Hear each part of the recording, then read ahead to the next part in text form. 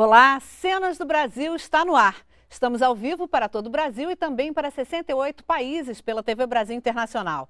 Você pode participar com perguntas e comentários pelos telefones 61 3799 5198, 3799 5859, pelo e-mail cenasdobrasil@ebc.com.br e também pelo Twitter, www.twitter.com/tvnbr. Participe!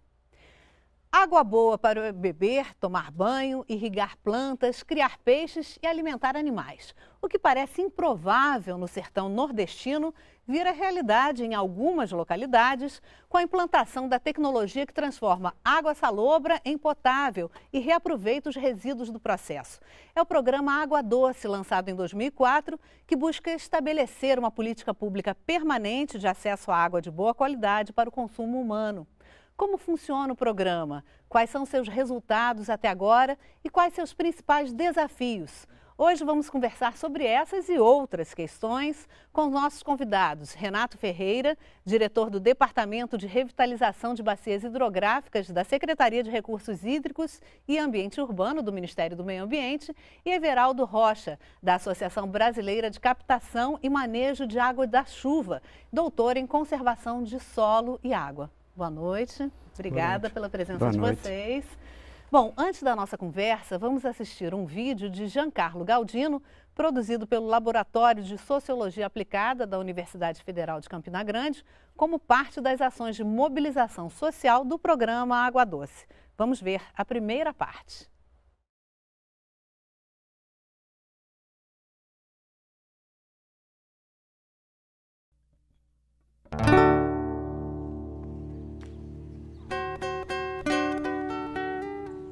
Eu fui embora para São Paulo uma vez, né? Passei lá 6 meses. E quando eu cheguei lá, disseram que era uma maravilha, que não faltava emprego. E quando eu cheguei lá, a corrida era totalmente diferente, né? E aqui a gente não tem muito, né? Mas dá para viver muito bem. E eu não saio daqui por nada, né? Aqui é a minha terra, aqui onde eu nasci, e não vou embora daqui nunca. A gente ia pegar água no Moreira, meu filho, tão longe. Às vezes era de carga, outras vezes buscar na cabeça. Teve um tempo que a gente morava na Lagoa do Canto e vinha viver água por aqui. A gente sofreu tanto por água, que eu digo que eu sou espadoada, descadeirada desde esse tempo, porque eu carregava cada um pote de água. Mas, olha, água saloba, a gente era rico, porque abria cacimbinha ali ao redor daquele bebedouro, a gente fazia tanta cacimba, tanto pocinho, ali mesmo nessa terra o meu me faz para os bichos beber. A sargada, a gente saloba, a gente nunca sofreu tanto. Mas por água doce era sacrifício, eu não vou dizer que não era. O programa Água Doce para nós é tudo. Quando o programa chegou aqui, ninguém acreditava, né? Nós estávamos tomando água das barragens, água suja, né? Até uma senhora disse para mim que ia mandar o filho dela embora, porque podia até morrer de fome, mas de sede não. Ia mandar embora para São Paulo. E depois que o programa chegou, eu perguntei a ela, e agora? Você vai mandar o seu filho embora? Ela disse, não. Agora nós pode morrer de sede, pode morrer de fome, mas de sede não. Caro amigo, peço licença para meus versos recitar. Vou falar da água doce que temos em nosso lugar. Há muitos anos atrás, nós saímos em multidão para buscar água longe, e olho d'água não tinha não. Com pote na cabeça, bem cedinho a caminhar, mulheres e crianças a correr para os outros acompanhar. Vendo a comunidade seca desse nosso sofrido chão, resolveram cavar um poço, melhorando a condição. Antes a água era salobra, ninguém aguentava tomar. Chegou o programa Água Doce para essa água transformar. E agora nesse momento acabou o sofrimento que tem em nosso lugar. O projeto Água Doce, ele tem essa preocupação de trazer uma nova roupagem, uma nova maneira realmente de administrar os recursos hídricos com problemas de sais. A preocupação maior dela é ver a questão da mobilização da comunidade. Isso é um componente extremamente importante. Não adianta se distribuir desalinizadores sem que a comunidade tenha consciência do que é aquilo, que a comunidade realmente absorva esse equipamento como sendo da comunidade. Isso é um trabalho realmente exaustivo, é um trabalho que o Água Doce tem levado realmente com muita seriedade.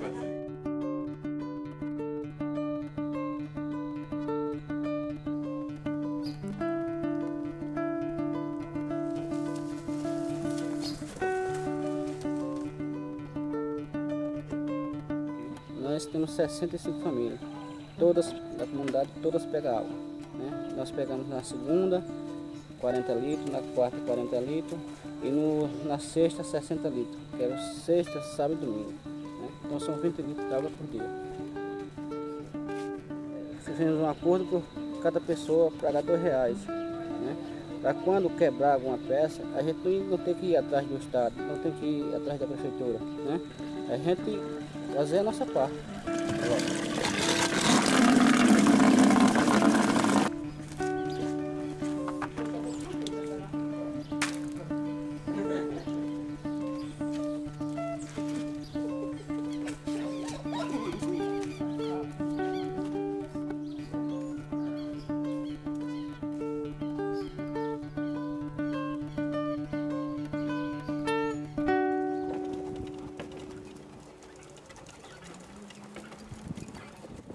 Em conjunto com a comunidade, né, se reuniu a comunidade, foi discutido e nenhuma decisão foi tomada por um só ou por um grupo de 5 ou 6, foi a comunidade quem decidiu assim. Bem, olhando para o lado educativo, trabalhou-se muito essa questão educativa, o pessoal, questão de levar somente o necessário, não ter que estar regrando toda hora, você tem que levar tantos litros. Então a questão educativa de pegar somente o necessário e questão de saúde também. A gente não tem problemas em relação à água. Aqui, problemas de saúde a gente não tem, graças a Deus. Outro componente extraordinário que nós temos aqui, a preocupação, é a questão da sustentabilidade ambiental. E a Embrapa Meio Ambiente de Jaguariúna, em São Paulo, é a que é responsável, é a parceira nossa no envolvimento desta tarefa. Quando nós, do núcleo, fazemos esse trabalho, convidamos a comunidade para nos reunirmos e falar sobre todo o processo. E a partir desse momento, nós iremos nas casas, visitando as casas, justamente para quê? Para analisar um pouco a água que estão bebendo. Porque nós sabemos que o processo, ele sai um processo bom da água dessalinizada. Mas como é que é feito esse estocamento? E esse processo a gente só pode saber através do cadastramento das pessoas. Quantas pessoas estão utilizando essa água? Para depois, nessa pesquisa, ficarmos sabendo o resultado final, se está valendo a pena ou não. E ao chegarmos nas casas, a gente faz a análise da água. Pronto. A gente sabe que, a senhora sabe que essa água é uma água que vem de boas qualidades, né? Mas é necessário que saibamos também como armazenar essa água, né? Onde a gente coloca. E precisamos fazer algumas perguntas que ela pode fazer para a senhora. Tem uma ficha que é o cadastro. Nós podemos perceber, através caracterizando as famílias na comunidade, assim, conhecer mais a família, como é guardada a água, quais são as rendas, né? De onde provém as rendas, toda a questão assim de higiene, se há fossas.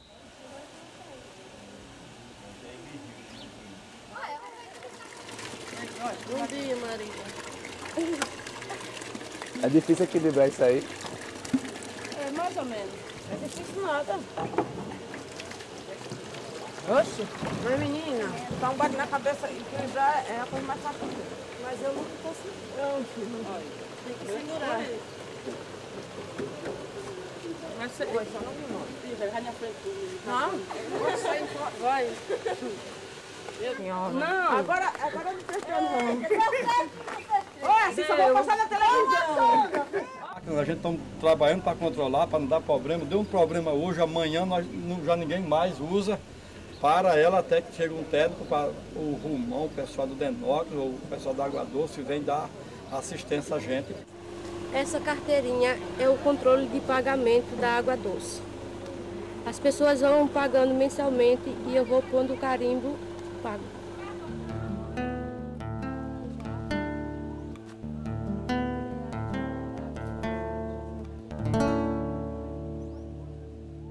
O outro componente aqui que é fundamental é a questão da própria dessalinização. Nós temos a Universidade Federal de Campina Grande, tem um centro de referência, um centro de excelência, realmente que domina com muita profundidade essas técnicas de dessalinização.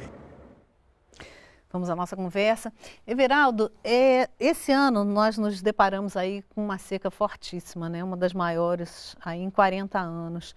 E parece que é um problema sem fim no sertão nordestino, né? Essa questão da seca. Gostaria que você falasse um pouco da situação do semiárido. Na realidade, para a gente, nós nordestinos, isso é uma coisa que nos incomoda, né? Visto que eu passei 35 anos sendo pesquisador da Embrapa, né, semiárido, e já existia um conhecimento anterior a isso, quer dizer, desde da época da Sudene, todo o levantamento foram feitos. Guimarães Duque já teceu muitas regras sobre a questão da convivência com o semiárido. E, infelizmente, ainda essa coisa acontece, que não era mais para estar nesse estágio. Eu acho que a grande Durante muito tempo houve falta de vontade política também. Eu acho que a grande questão é ter que ter uma noção do que é o semiárido. O semiárido, as pessoas, de vez em quando aparece um milagroso e diz que a solução do Nordeste vai ser furar poço, e vai. É construir açude, e faz. É a cisterna, E não é isso, e é tudo isso. É preciso que se entenda, o semiárido brasileiro, ele é um dos melhores trópicos semiáridos do mundo. Não existe nenhum semiárido no mundo que tenha uma média de precipitação de 700 milímetros por ano. Essa é a média do nosso trópico semiárido brasileiro. Eu conheço vários trópicos semiáridos do mundo, Israel, Estados Unidos mesmo, México e por aí vai. Eles têm uma média de 200, 250 milímetros de chuva por ano. Nós temos 700 milímetros de chuva por ano. Se nós considerarmos, quer dizer, a área do semiárido, que recentemente a FUSEMI fez um trabalho interessante, em 2005, juntamente em parceria com o Banco do Nordeste, que redimensionou a questão do semiárido. Hoje são aproximadamente 900 mil quilômetros quadrados, a questão do semiárido. E aí, com essa média de precipitação, se nós fizermos essa conta rapidamente, não precisa ser cientista para fazer isso, nós vamos nos dar conta que no semiárido cai, anualmente, em média, 600 bilhões de metros cúbicos de água.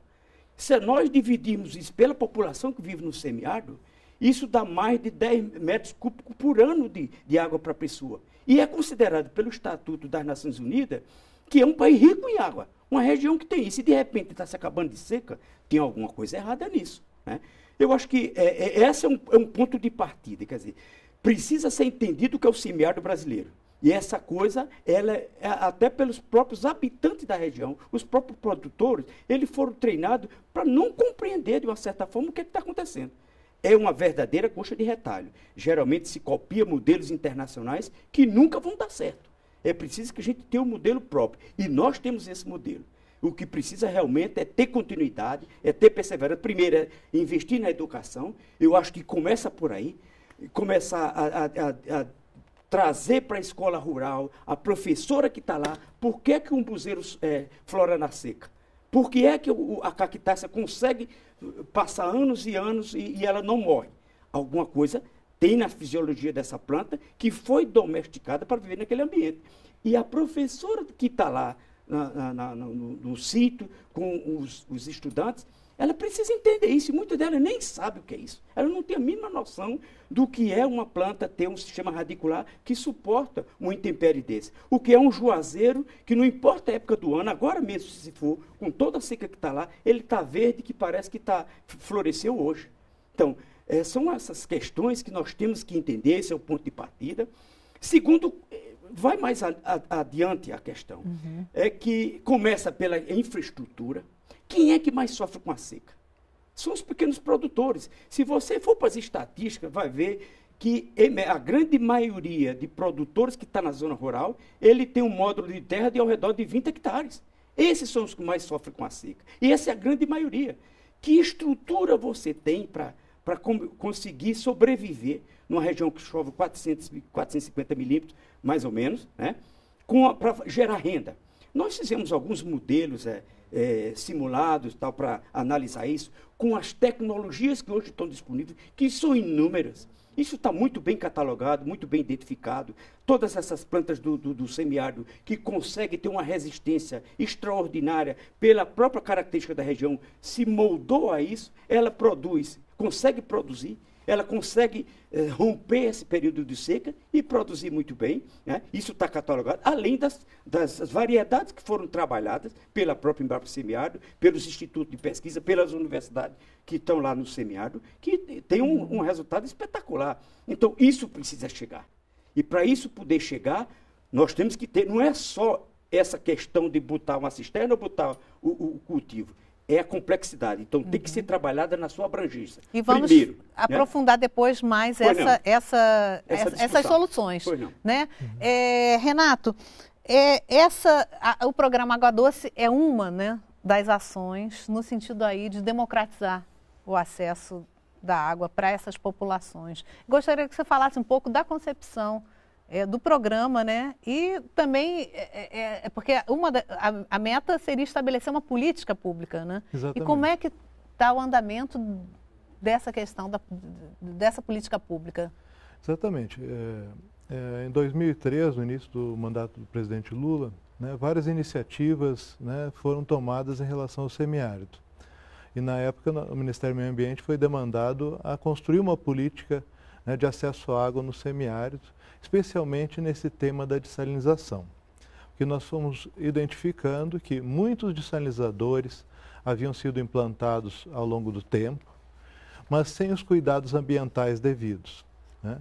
E fazendo com que houvesse um lançamento do seu efluente no meio ambiente sem cuidados devidos. Então foi com esse intuito que o Ministério do Meio Ambiente começou a buscar parceiros, tentar compreender melhor esse processo. Foi nessa época, inclusive, que nós conhecemos o Everaldo, lá na Embrapa Semiárido, com muitos anos de estudos e pesquisas de sequeiro, da problemática, né, e da necessidade desse conceito de convivência com o semiárido, assim como vários outros pesquisadores e professores do Nordeste que já vinham há muito tempo estudando o assunto. E a partir daí nós começamos a consolidar a proposta do programa Água Doce, identificando que mais do que fazer uma obra específica e implantar um equipamento, nós precisávamos fazer um processo de mobilização social, informação para a comunidade, que a comunidade se apropriasse daquele sistema como seu, né, porque um dos grandes problemas dos sistemas implantados é a falta de gestão.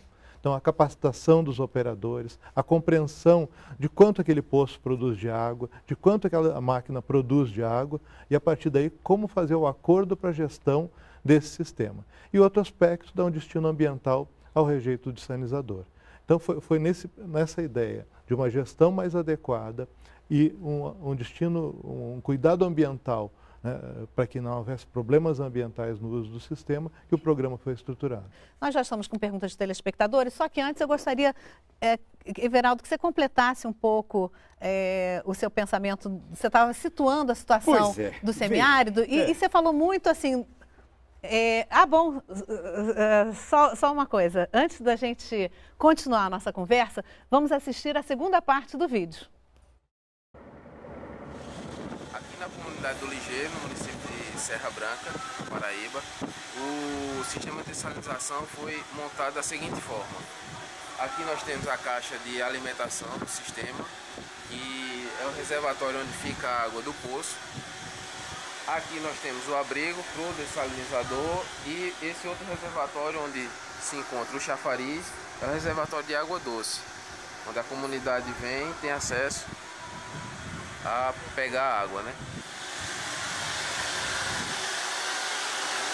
Funcionando, esse equipamento tem capacidade de produção de 500 litros de água doce por hora, onde nós temos bomba de alta pressão, bomba de auxílio, retrolavagem, as membranas de osmose. O concentrado proveniente do dessalinizador, ele vem através dessa tubulação e cai aqui nesse reservatório, onde ele fica armazenado para evaporação.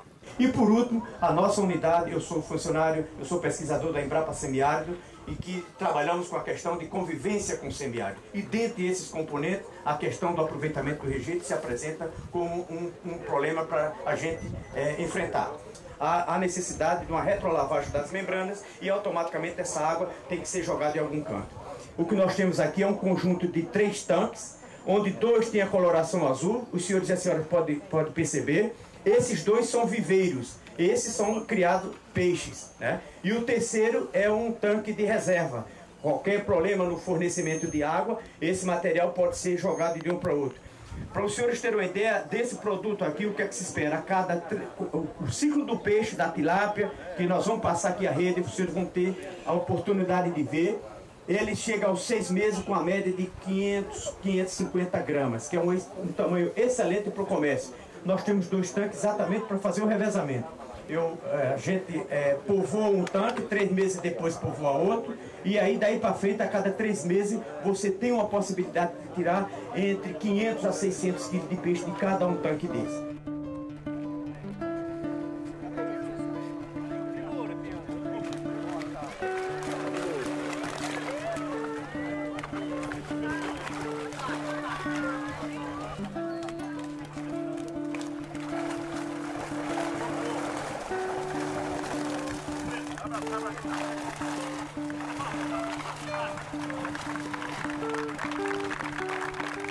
O peixe precisa que parte da água, independente se é água salgada ou água doce, uma parte dessa água seja mudada diariamente.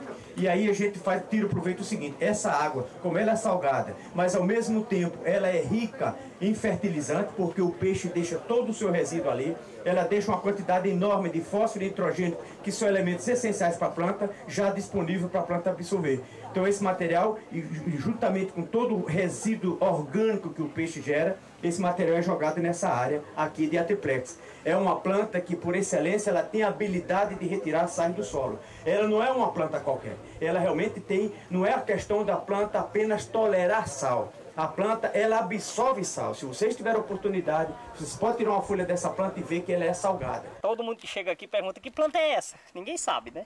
Ela vem de fora e ninguém sabe que planta é essa, né? Aí a gente vai e explica de onde ela veio, né? Que ela veio de fora, não é daqui da região, né? Aí prova para ver se é salgada. A gente explica, ela é para sal, que dura até o técnico disse que no inverno ela não vai ficar bonita que nem está agora, no período da chuva, porque ela se mantém mais da água salgada. Mesmo chovendo, a gente vai ter que aguar com água salgada, que é para manter ela bonita, né?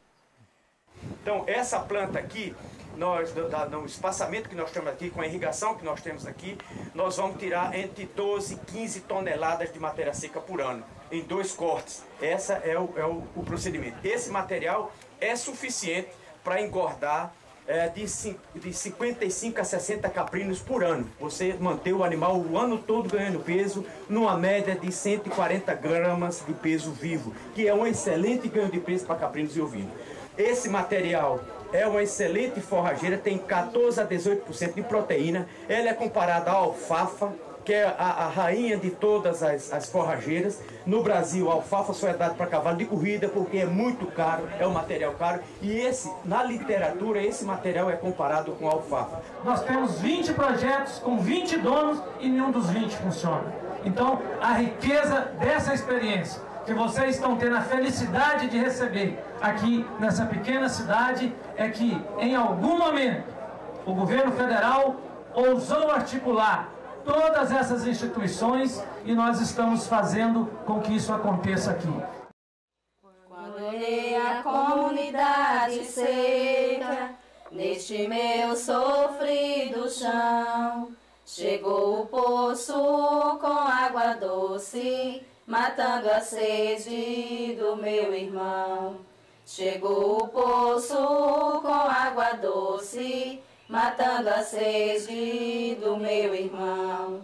Antes longe, muitas léguas, saiu o povo em multidão, pra ir buscar água em outro canto, porque aqui não tinha não.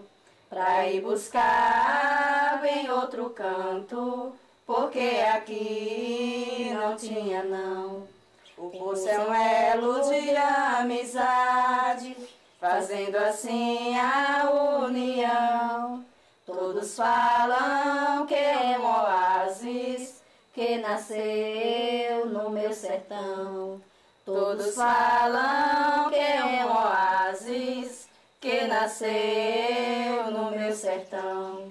Quando penso em ir pra longe, pra São Paulo ou Ribeirão, não sairei de olho d'água, porque água doce tem de montão. Não sairei de olho d'água, porque água doce tem de montão.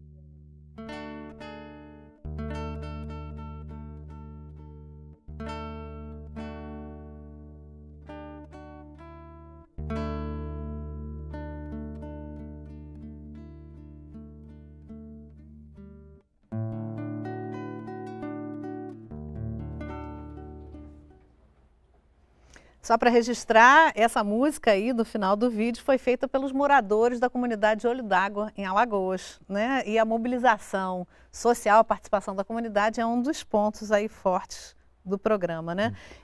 Everaldo, gostaria que você completasse, você estava falando da situação do semiárido, das várias soluções. Você teve desde o início da implantação do programa Água Doce. Então, gostaria que você comentasse um pouco mais. Pois não. Só para concluir meu raciocínio, você veja a incompreensão do que é o semiárido. Como eu disse no início, quer dizer, quem mais sofre com a seca é o pequeno produtor. É aquele que tem de 20 a 30 hectares de terra. É inconcebível, numa região que chove, num determinado município que chova 400, 300, 400 milímetros, você sobreviver com a estrutura dessa. Claro que tem que se analisar a oferta ambiental, que isso hoje está muito bem dimensionado. A Embrapa tem feito um trabalho magnífico nisso, já levando em consideração esse potencial de vegetação, de solo e do próprio clima, e delineou isso, como eu disse, em 172 unidades diferenciadas. Então, cada caso é um caso que tem que ser analisado. Mas, de uma certa forma, você veja a incompreensão.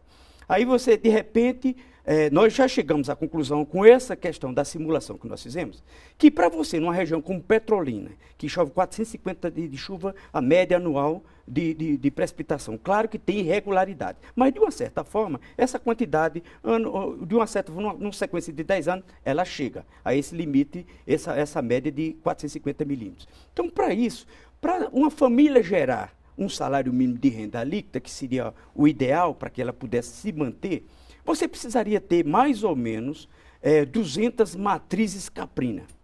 Ora, para você manter 200 matrizes caprina, você tem que ter investimento. Você não pode esperar isso só pela Caatinga, porque lembre-se que ele só tem 20 e 30 hectares. Uma unidade animal que corresponde mais ou menos, é um boi de 400 quilos, que corresponde mais ou menos a 10 caprinos, 10, 12 caprinos, você precisaria de 20 hectares de caatinga para manter uma unidade animal. Então, isso são coisas que as pessoas precisam compreender. As políticas públicas precisam entender isso para poder realmente agir com políticas públicas corretas. Então, eu tenho experiências lá na região, a reforma agrária está assentando gente na área de sequeiro com 25 hectares. Isso é produzir mais pobre. Isso não vai jamais resolver o problema deles. Nós vamos criar mais gente para estar dependendo de Bolsa Família, estar dependendo de ajuda do governo, que hoje muitos municípios do semiárido dependem disso. Se não chegar a ajuda do governo federal através disso, que, diga-se passagem, se faz necessária. Eu não sou contra isso, mas é preciso que a gente trabalhe noutra estratégia. Vamos ensinar esse homem a pescar. E para ele saber pescar, ele tem que compreender esse conjunto. Então tem que ter crédito para aumentar a sua terra, que, como eu disse, para manter isso, para gerar um salário mínimo, ele precisaria ter pelo menos 100 hectares de terra. Então, você vai para as estatísticas e você vê que o cara tem 20, 30 hectares. Então, não é um assombro. É um assombro e a miséria que está aí. Eu acho que não era mais concebível, a essa altura do campeonato, né? Eu tenho, como eu disse, 35 anos de experiência e sonhava em deixar o serviço público com uma estratégia bonita, bem montada, e vou sair decepcionado. Porque isso não aconteceu até agora. Porque falta isso, que sempre as soluções do Nordeste são milagrosas. É o sorgo, é isso aqui, e não é. Você tem que estruturar as propriedades, você tem que primeiro, trazer a concepção do que é o semiárido para que as pessoas todas entendam.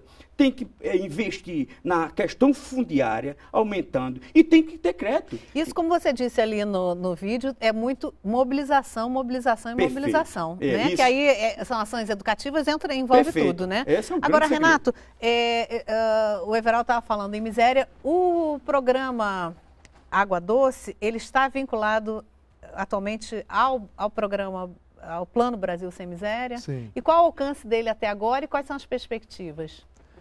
Bom, como falei antes, né, o programa ele foi estruturado, né, nos 10 estados, né, 9 estados do Nordeste, mais norte de Minas, né, que compreende a região do semiárido.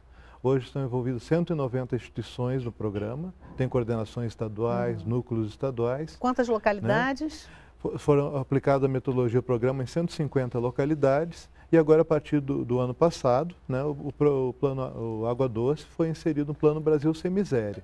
A ideia é dar escala ao programa. A intenção e o nosso compromisso é chegarmos a 1.200 localidades, né, até 2015. Eu vou mostrar aqui, Fome Zero, mas também pode se chamar Sede Zero, né? Zero. É E qual é a razão disso aí? É porque, assim como o Everaldo falou, tem a questão da pluviometria, né, que pese, né, o semiárido brasileiro ser um dos que mais chove no mundo, né, no Brasil o local onde menos chove. Né? E outro aspecto importante é a questão da composição do solo, né, da região. Pois é, por que a água é salinizada? Exatamente. O que acontece, que isso muito pouca gente sabe, é que a formação hidrogeológica do semiárido, né, ela tem, grande parte do semiárido tem um solo muito raso, como se chama. Para nós encontrarmos 1 metro de solo, né, é muito difícil. A maioria é menos de 1 metro de solo. Então, o que acontece? Quando chove, às vezes até em grande volume, né, essa água vem, chove, permeia nesse solo, mas logo encontra a resistência da rocha. E a tendência é acompanhar essa rocha, que logo encontra um riacho, geralmente leito de pedra, e a água vai embora. Então, a pouca água e a pouca umidade que fica nesse solo vai filtrando lentamente nas fissuras dessa rocha. Captação e manejo de chuva, então, é fundamental. Também, né? É outra frente, né? Mas falando em água subterrânea, então ela vai armazenando, né, no subsolo, nas rochas, nas fendas dessa rocha, sendo assim mais didático, e aproximadamente a 50 metros de profundidade é onde encontra mais alguma resistência. Por isso, a maioria dos poços semiáridos tem em torno de 50 metros de profundidade. E o que acontece? Como essa água vai permeando nessa rocha, ela vai carregando sais da rocha, ou seja, vai assumindo a composição química da rocha. Se ela tem muito cálcio, muito ferro, muitos cloretos, essa água vai ficar com a característica química dessa rocha. E é por isso que grande parte das águas do interior do Nordeste são de águas salobras e salinas, porque adquire a composição química das rochas e os poços são feitos nessa rocha. Bom, temos aqui perguntas de telespectadores. Maria Esméria, de São Paulo, ela quer saber se o programa Água Doce é o mesmo das cisternas que estão sendo construídas no Nordeste e no Rio Grande do Sul. E caso positivo, quantas cisternas já foram construídas no Brasil? Ela quer também saber quanto custam essas cisternas. Bom, não, é um programa paralelo. Né? Exatamente isso. Né? Como a água é pouca, especialmente no semiárido, nós temos que aproveitar toda a água. Então, a Água Doce está com foco no aproveitamento sustentável das águas subterrâneas do semiárido, água dos poços, que são, em grande sua maioria, águas salobras e salinas. Daí nós temos iniciativas de aproveitamento das águas superficiais, com represamentos, com os açudes, com adutoras, né? E o programa das cisternas é um programa coordenado pelo MDS, com a participação grande da articulação do semiárido, que é uma rede de entidades da sociedade civil, né, que envolve várias instituições, que é um trabalho fantástico. Né? Inclusive o Everaldo, né, lá na década de 70, iniciou esse processo também, né, das cisternas, que é o aproveitamento da água da chuva. Então, como a gente estava falando, já que a água é pouca na região, né, e que pese são dos semiáridos que mais chove no mundo, né? Nós temos que aproveitar a água da chuva, aproveitar a água superficial e aproveitar a água subterrânea. Então, são programas complementares. E você sabe, Everaldo, quantas cisternas já foram construídas e quanto custa? Na realidade, esse programa já tem aproximadamente umas 2 décadas, e foi ainda na época do presidente Sarney, que anunciou uma meta de fazer 1 milhão de cisternas. Lamentavelmente, nós hoje não chegamos a 500 mil ainda. Quer dizer, é preciso decisão. Quer dizer, a seca toda vez assombra as pessoas porque alguém deixou de fazer o dever de casa. Então, isso custa muito dinheiro. Eu imagino hoje, eu tenho mais ou menos esse cálculo aproximado, deve ter circulando uma média de 40 a 50 carros-pipa hoje por município. Isso custa uma fortuna. Né? E quando esse dinheiro podia ter sido investido em uma infraestrutura definitiva, que ficava lá. É a única água agora nessa seca, né? Não tem de saída. Na hora que a seca chega, você não tem milagre. Né? Você tem que recorrer. É cesta básica, é emergência. O problema é criar estrutura, né? É criar estrutura. Então, isso é antes da seca chegar. Mas eu gostaria até de complementar, porque dentro do Plano Brasil Sem Miséria e no Água para Todos, além de dar escala ao água doce, ao sistema de sanitização, também é compromisso da presidenta Dilma e da ministra Tereza Campelo a ampliação do programa das cisternas. Então, há um compromisso de se atingir mais 700 mil famílias ainda dentro desse governo. Raquel Pinheiro, do Rio de Janeiro, ela pergunta se já existe um processo de dessalinização, por que não aproveitar a água do mar para combater a sede e a seca? Na realidade, isso existe, uma tecnologia, os países do Oriente Médio têm essa tecnologia popularmente difundida lá. Só que não há necessidade para a gente, nós temos outros mananciais que podemos aproveitar. Né? Não chegamos a esse limite ainda, porque sabemos que a distância é grande do sertão, né? Com raras exceções, o Ceará está ali pertinho, tal, Fortaleza, que tem uma demanda de água hoje, né, que está sendo resolvida com a questão da transposição São Francisco, mas tem outras soluções. Não há necessidade ainda de chegarmos a esse limite. Como eu disse, hoje, a quantidade de chuva em média que chega no solo do semiárido são 600 bilhões de metros cúbicos. Isso, a barragem de Sobradinho tem 35 milhões, quer dizer, são quase 20 barragens de Sobradinho, que é o maior lago artificial que o Brasil tem, né, na região semiárida. Então, é questão de saber aproveitar, é educar as pessoas para aproveitar melhor essa água.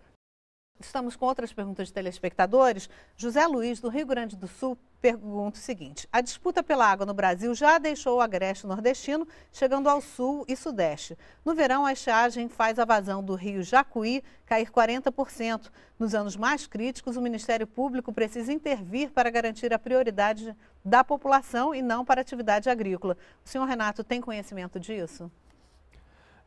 Essa questão da problemática ambiental e da escassez de recursos hídricos, efetivamente, né, está atingindo vários estados. Né? Nós temos na região sul, né, também problemas sérios no Rio dos Sinos, né, nesse período de estiagem. Na verdade, por isso é muito importante a participação nos comitês de bacia, né, porque isso tem problemas mais globais, mas também problemas locais, né, especialmente na questão do uso do solo na região, com assoreamento, né, do rio. Então, são várias questões importantes aí e é importante a participação dos comitês de bacia. Né, que é o locus né, de participação da sociedade civil, das comunidades, na discussão dos destinos de cada rio. Né?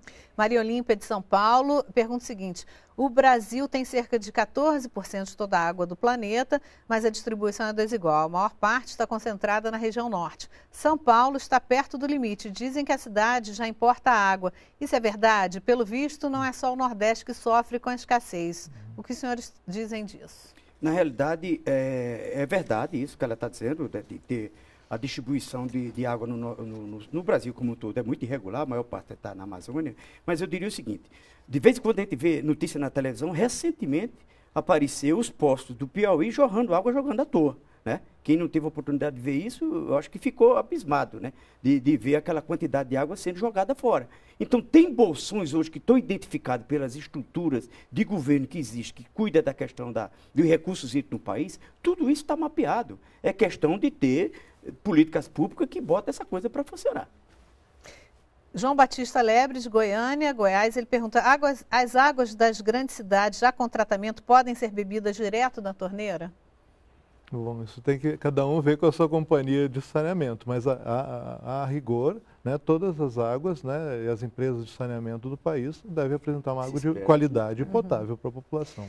Ô, Renato, a gente tinha falado no bloco anterior que agora o programa Água Doce está ligado ao Brasil Sem Miséria, né? Então ele vai provavelmente vai seguir o rumo dessas comunidades em que o plano está atuando, né? Exatamente. Agora, como é que uma uma comunidade pode pedir para ter o programa? Como é que funciona isso? Bom, exatamente para que a gente não ficasse numa implantação do programa por conta de pressões políticas, vamos dizer, locais e até regionais, nós consolidamos um conjunto de indicadores, né, públicos que já existentes, como a população rural existente, né? Nós temos um semiárido, né? Aproximadamente 10 milhões de pessoas, né? Então esse é o nosso foco. E nós fomos em cada estado estruturando o plano estadual do programa Água Doce, identificando primeiramente aqueles municípios mais críticos no acesso à água. Então cruzando quais os municípios onde menos chove nos últimos 60 anos, quais são os municípios que têm maior mortalidade infantil até 1 ano de idade, né? E quais são aqueles municípios que vêm aumentando a pobreza e que pesam as várias políticas públicas. Então, cruzando esses dados, se pretende chegar naqueles municípios mais críticos de acesso à água, né?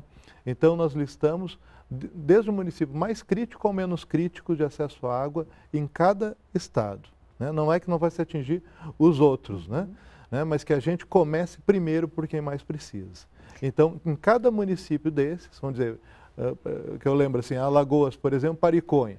Então, nós vamos começar todo o nosso trabalho em Pariconha, na zona rural, identificando os povoados, né? Não é só a sede municipal, mas os povoados, né? E o nosso foco é a atuação nos povoados, né? Em cada povoado fazendo o diagnóstico, o teste de vazão dos poços existentes, análise físico-química, e em cada comunidade nós vamos ter um projeto, né? A partir da vazão do poço é que vai nos dizer a vazão do sistema de dessalinização, né? E a partir daí se calcular critério técnico, então, quantos também, litros, né? Quantos litros de água vai dar para cada pessoa, né? Para cada família, por dia ou por semana, né? E a partir dessas informações se faz o acordo de gestão em cada comunidade. Então, fundamentalmente, são critérios técnicos para que efetivamente, não deixem de ser políticos, para que efetivamente se chegue primeiro em que mais precisa. E esses critérios, eles desde o começo estiveram no critério de implantação, né, é verdade, do programa. Agora, a gente viu aí no vídeo a criação de tilápia, né? Existem outras atividades que são beneficiadas pelo programa. Qual o impacto na economia dessas comunidades? O senhor falava aí que o pequeno produtor é o que mais sofre, né? E qual o impacto que o senhor analisa aí nessa... Na realidade, eu sempre ressalto, quer dizer, não existe fórmula milagrosa para resolver o problema do semiárido, é um conjunto. Então, eu acho que a grande contribuição que o programa Água Doce está dando é como se trabalhar, quer dizer, ele está desenvolvendo um processo de chegar ao produtor e que ele dê continuidade a esse processo. Eu acho que isso é fundamental. É uma coisa inovadora que o Água Doce está chegando, né? Primeiro ele conversa, faz um diagnóstico, conversa com a comunidade e sente dele da necessidade, se quer ou não, né? Uma estrutura daquela, porque já aconteceram falhas, quer dizer, o programa Água Doce, ele antes já foi chamado de Água Boa e ele exatamente falhou aí. Porque, de repente, um ministério qualquer aí comprava uma quantidade de desalinizadores e saía distribuindo sem critérios. Dava para o prefeito botava. Sim. E por que a tecnologia... Isso tinha impacto até ambiental, né? Porque... Isso. E não só a questão, muitos desalinizadores, eu me lembro que eu fiz uma avaliação em Petrolina, dos 16 desalinizadores que a prefeitura recebeu, 14 não funcionavam. Exatamente por isso, porque o cidadão não gostou, aqui a comunidade, eu não quero esse negócio não, que eu tenho água mais perto. Aí levava para outra comunidade. E essa tecnologia, ela é específica. Ela vai depender, o dimensionamento da membrana que passa os sais, vai depender da qualidade da água do poço. A gente viu no vídeo, tem que ter uma assistência técnica, né? Tem que ter uma assistência técnica, né? Para poder ele realmente funcionar. Mas eu não tenho dúvida, quer dizer, qual é o grande benefício que o Água Doce traz? Primeiro, você garante uma forma de água de qualidade para as comunidades. Hoje, no semiárido, se você rodar, que o município que eu mais conheço é Petrolina, tem aproximadamente uns 140 de médios a grandes açudes, não tem uma gota d'água em nenhum deles. Apesar de a gente estar na beira do rio, né? Então você anda 100 metros, já tem problema, a não ser a cidade, mas na zona rural você tem dificuldades, porque precisa de fazer envolvimento em investimentos, né, e saneamento, e isso custa caro. porque também tem a ver com a questão da distribuição das comunidades. Elas são muito dispersas. Então, o água doce é uma vantagem para isso. Você resolve pontualmente uma comunidade, tem outra ali, que em termos financeiros fica relativamente barato fazer essa questão. Né? Resolver produzir água boa. Segundo, você está reduzindo o impacto ambiental, que antes era um problema, hoje você não tem mais isso. E terceiro, você está gerando uma fonte de proteína de altíssima qualidade para as comunidades que nunca tiveram acesso a um peixe e agora têm. Além do mais, de como subproduto você gera comida, garante comida de boa qualidade para os animais. Quer dizer, o ciclo se fecha. Então, essa é a grande vantagem do programa Água Doce. Ela, de uma certa forma, dá sustentabilidade para algumas famílias mais carentes que tem no semiárido. E quais são os desafios para garantir essa água de boa qualidade para essa população do semiárido? Os desafios do programa. Exato. Bom, agora o desafio está muito grande, né? Porque eu acho que hoje em dia é muito fácil a gente criticar. É difícil a gente fazer e tentar fazer da melhor forma possível e com sustentabilidade. Por isso, deve ser encarado como uma política pública permanente, não como um programa que tem início, meio e fim. Se o problema do semiárido, né, nós temos em torno de 70% dos poços de águas salobras e salinas, a necessidade dos desalinizadores está dada. Né? Então, nós temos que ter uma política permanente onde se incorpore isso como uma estação de tratamento de água compacta. Assim como temos estações convencionais, nós temos que ter o desalinizador na rotina, tanto do governo federal, como dos estados, como dos municípios e como das comunidades. Então, são as 4 partes envolvidas nesse processo. Né? Então, por isso, no acordo de gestão, né, se faz o que é o compromisso do governo estadual, o que é do governo estadual, da prefeitura e da comunidade. Então, quando a gente vê no vídeo aquele valor que o pessoal acorda na comunidade de pagar, é para eles mesmo, não vem nada para o governo. É um caixinha que eles fazem lá, para quando estourar algum cano, qualquer coisinha pequena, eles possam fazer essa manutenção sem ficar tão dependente. Na verdade, a gente trabalha um conceito de autogestão. Quanto mais a comunidade se apropriar desses sistemas, conhecer e gerir, mais chance de sucesso tem. Isso é fundamento do programa, é um dos eixos. É um dos eixos do programa. A comunidade se apropriar do processo como seu, não é de ninguém, não é do governo federal, estadual, municipal, é da comunidade. Né? É certo que a responsabilidade do poder público gerar água de boa qualidade. Né? Então, ninguém se exime da sua responsabilidade. Mas, fundamentalmente, o nosso trabalho é para que a comunidade se aproprie desse processo. E como desafio assim, principal é agora esses convênios que nós estamos fechando, celebrando com os governos estaduais, com todos os governos, onde tudo isso que se fez agora de forma mais centralizada, né, nós estamos já, a partir dos planos estaduais, cada estado sabe o que fazer, como fazer, onde fazer e quanto custa. Então agora nós estamos repassando a coordenação do programa, né? Cada estado tem a sua coordenação e nós vamos ficar, enquanto Ministério, numa supervisão geral. Estamos repassando os recursos para todos os estados e todos vão ter as condições de recursos para os diagnósticos, implantação e recuperação e, inclusive, recursos para dar sequência na manutenção dos sistemas, que era um problema de futuro. Então, acho que as coisas estão bem encaminhadas e é um compromisso, né, dentro do compromisso da presidenta Dilma, dentro do Plano Brasil Sem Miséria, e nós estamos aqui, né, dando sequência a esses compromissos. Bom, nosso tempo está chegando ao fim. Eu vou dar 2 minutos para cada um, para vocês darem um recado final de vocês. Everaldo, por favor. Na realidade, o que eu gostaria era de que houvesse, eu acho que, comparando esses últimos 35 anos, 40 anos que eu tenho vivido na questão direta com a problemática do semiárido, muita coisa avançou, não tenho dúvida disso, eu sei que muita coisa avançou.